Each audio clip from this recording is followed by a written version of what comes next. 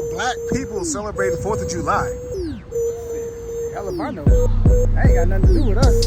You know what I'm saying? I mean, it started in 1776 when they were so-called free.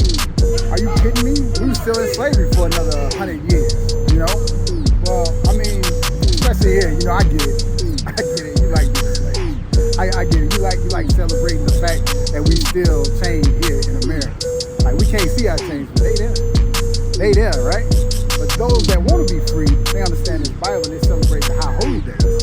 Because Passover is when we were really free. When we really walked out of oppression. That's what we should be celebrating. But you know, if you like this country, man, you know, celebrate your destruction. Celebrate your oppression. You celebrating what they celebrate. You only get one day, July 4th, man. Passover 7 days, man. What is y'all doing? Wake up.